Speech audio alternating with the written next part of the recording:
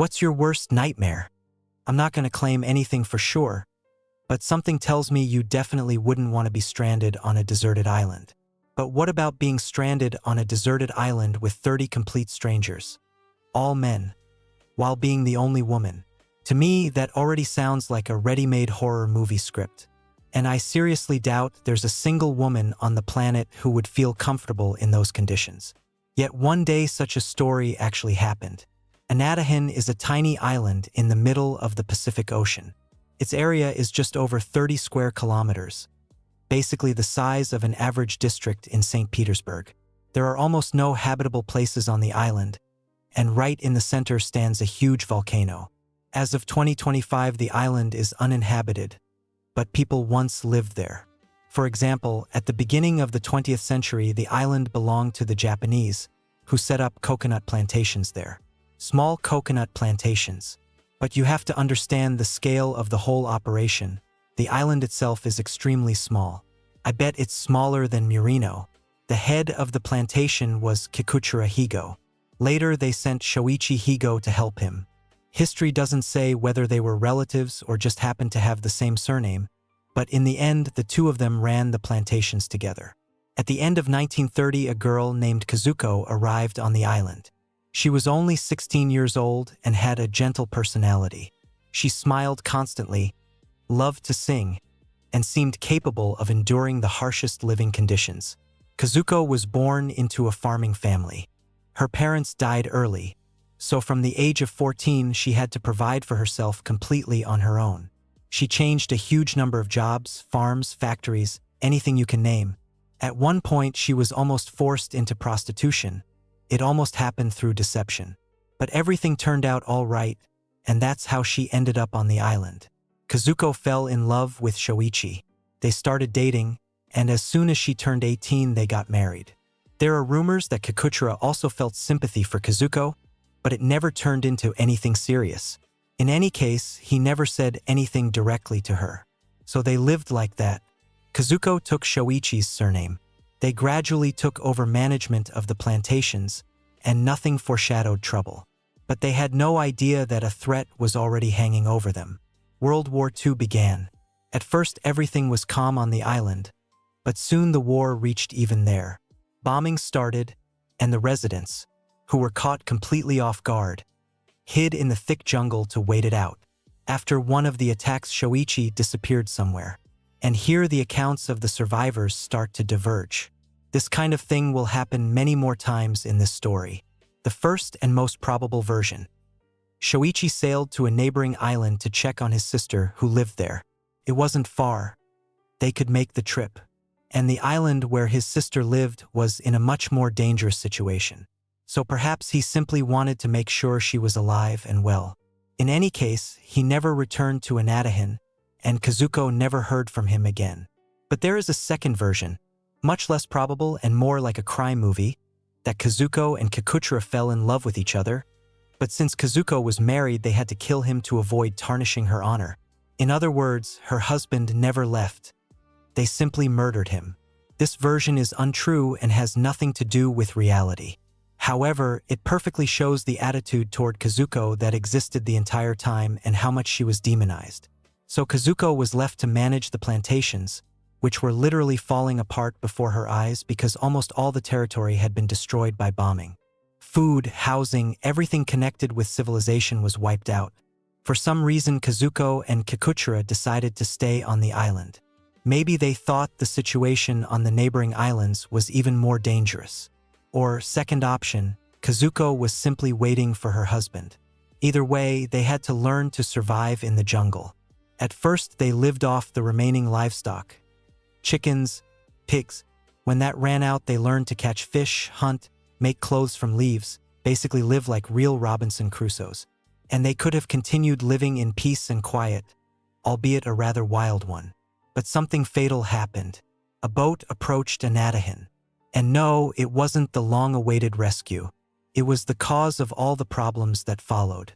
On the boat were about 30 men, soldiers and fishermen who had decided to hide on the island from the bombing. They were all quite young, and there were even a few teenagers among them. At first, the men tried to live separately, But since the island was incredibly tiny, they eventually met Kazuko and Kikuchira. And as we remember, Kazuko had taken her first husband's surname, so she had the same surname as Kikuchira. Therefore, all the soldiers and fishermen assumed they were husband and wife. And since they had lived on the island longer than everyone else, they were sort of in charge. Kazuko was the only woman on the island, but because all the men thought she was Kikuchira's wife, everyone behaved quite decently. However, over time the truth came out, and since she wasn't married, every one of those men decided he could claim her. They stared at her constantly. They fought for the right to her attention. Eventually, one of the men who had arrived on the island suggested that Kazuko and Kikuchira should enter into a sort of official marriage so everyone would clearly understand that she was taken. The shop was closed, no need to bother her. Kazuko thought it was a good idea, and they did exactly that. Kikuchira and Kazuko even moved farther away from everyone else. But that didn't solve the problem. The men began accusing Kikuchira of selfishness and claiming he was hoarding the only woman for himself. Later, they held a vote and decided that Kazuko was now common property. Kikuchira was a rather timid, repressed man, so he couldn't say anything against it, but he was very quick to raise his hand against Kazuko herself. And then something happened that they definitely didn't expect. Airplanes flew over the island and dropped leaflets announcing that the war was over. And that was it. You'd think there were only two things to do: rejoice and plan a return to civilization. But when the 30 or so residents of the island saw those announcements, they simply didn't believe them.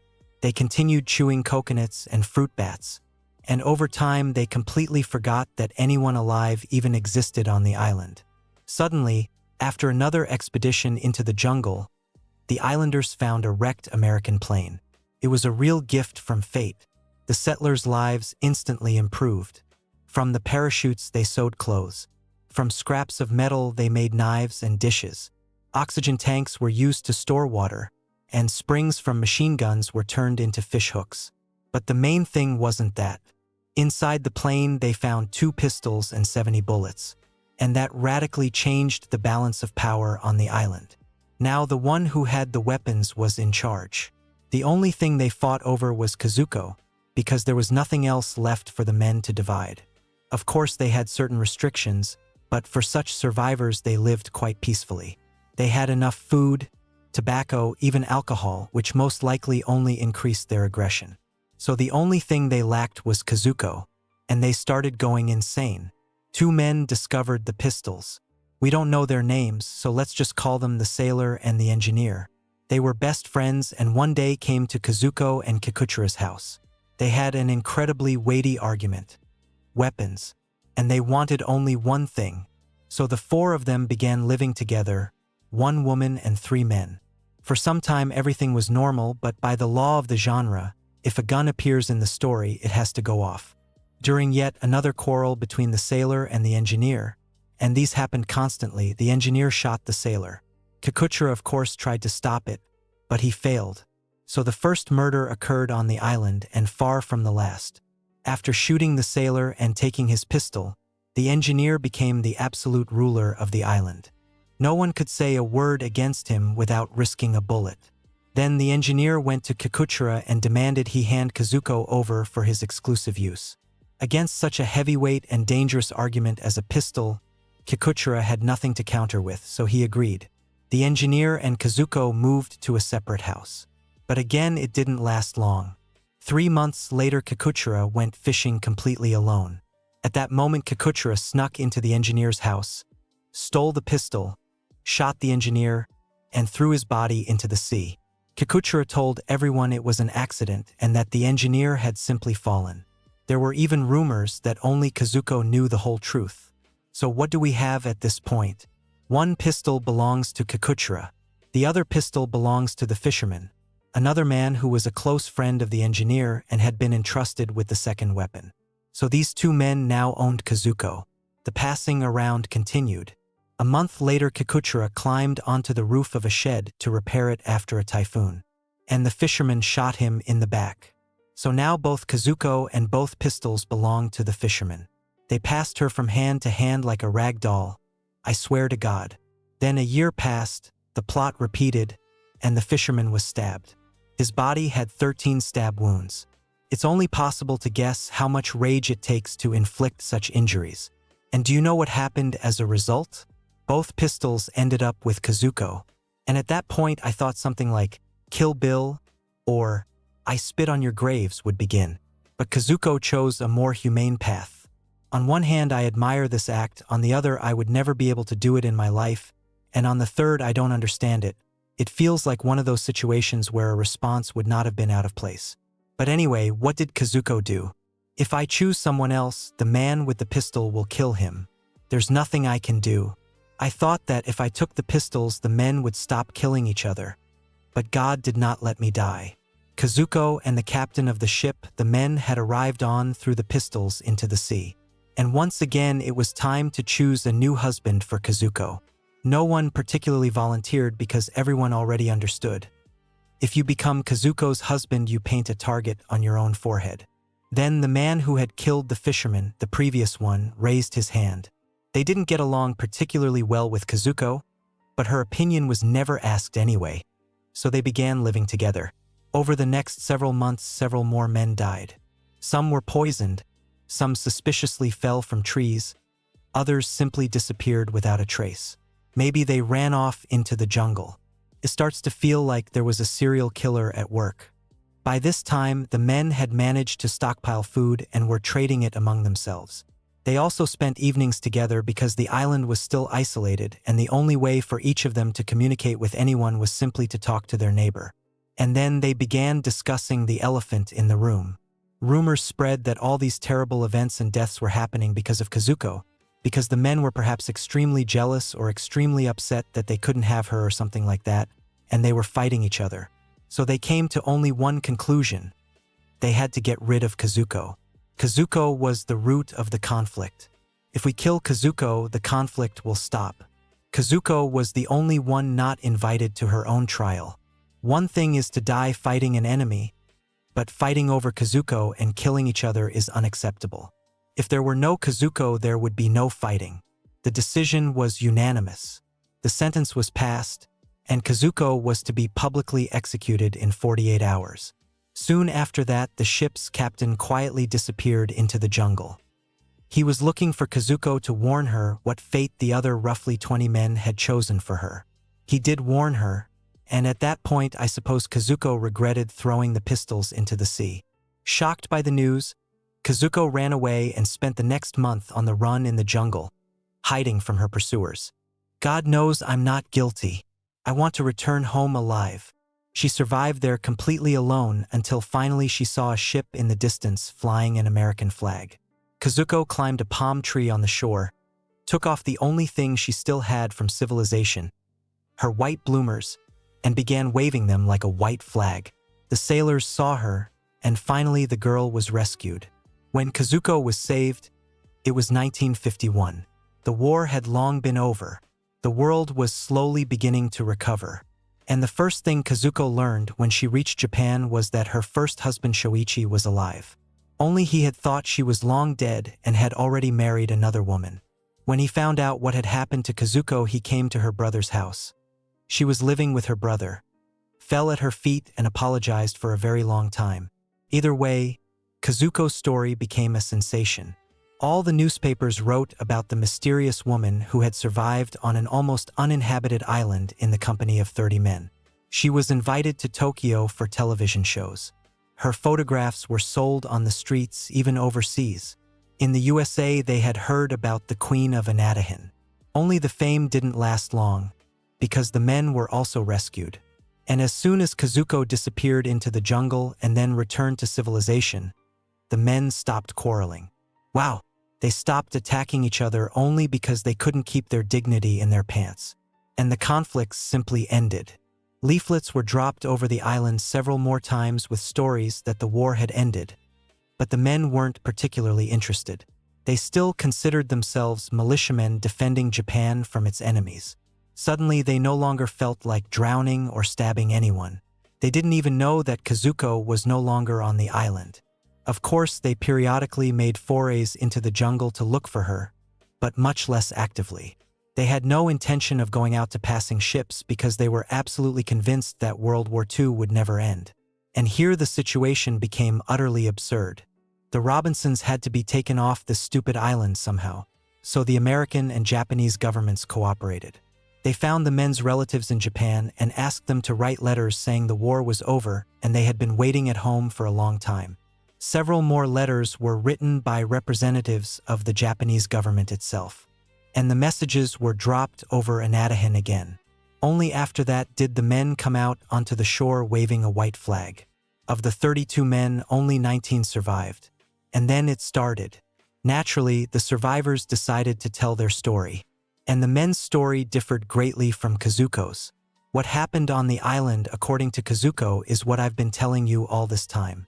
But according to the men's version, this Kazuko was a manipulator who had gotten her claws into poor, lovesick men who didn't understand anything, and she manipulated and twisted them however she wanted. These were men who had given all their youthful passion to one woman and then scattered their lives like fireworks. On the island, she was something like an unspoken leader. It was she who controlled the distribution of resources, and she played with the men. She flirted with them, then pulled away, flirted with others, trying to cause jealousy. And she succeeded brilliantly. The men fought for her and died for her. Therefore, she was the cause of all the problems. And the men who killed other men did it in a state of passion because she had somehow hypnotized them. Sure, we believe you. And of course, it's worth mentioning that on the island, under conditions of absolute total unsanitary conditions, it's no wonder some people simply died from that. And obviously not every death was exclusively because of Kazuko. But we all know the media, and we all understand that the image of a femme fatale was extremely attractive to them. In the media, Kazuko began to be called the Queen Bee and an evil woman who made men kill each other. One woman among 30 men. The story of the Queen of the Lonely Island.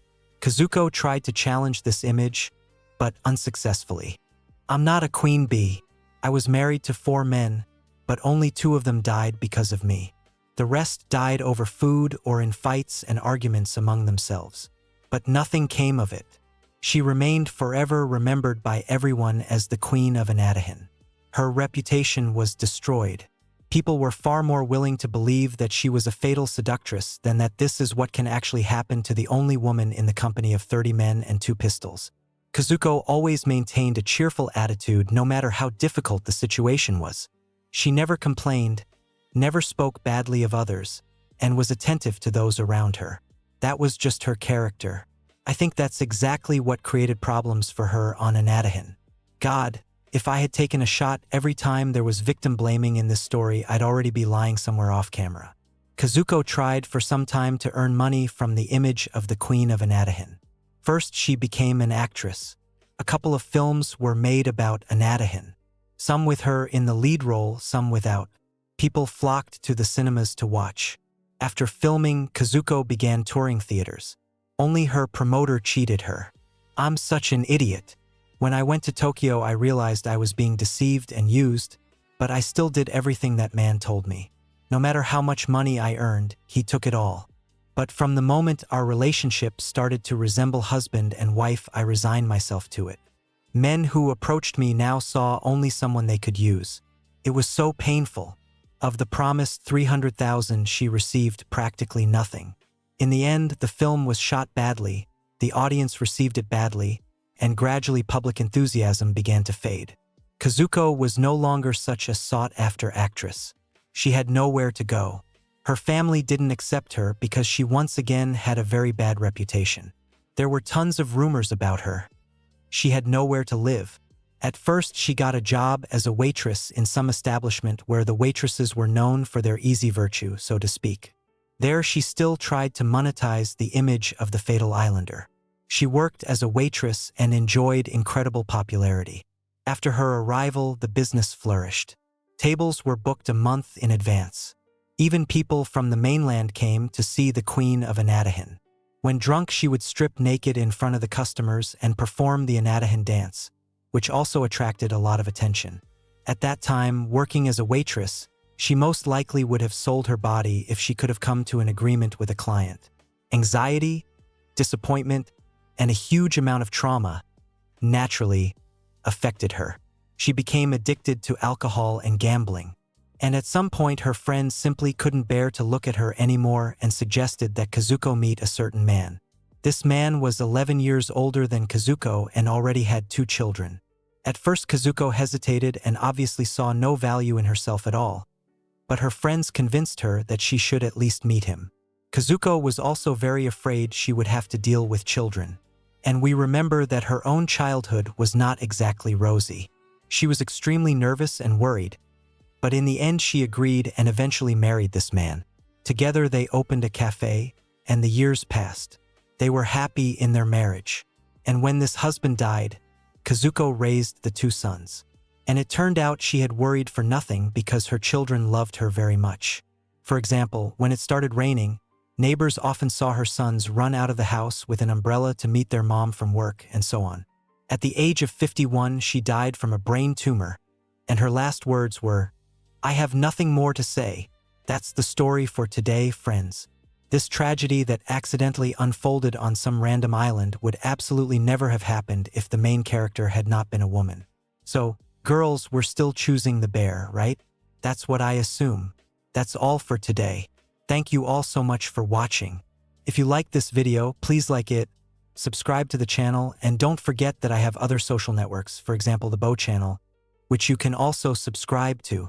And a big thank you to the people who are already subscribed, as well as the Telegram channel, which will also have a link in the description and which you can also subscribe to. It would mean a lot to me. That's all, Thank you once again for watching to the end. Write in the comments what you think.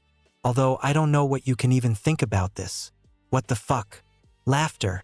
And once again, I've decided to take a break from such harsh, dark topics for a while. Apparently every 6 months or so I go in circles and return to some absolute nightmare, then switch to cute gossip, then sink back down again. Anyway, okay. Thank you once again for watching and goodbye.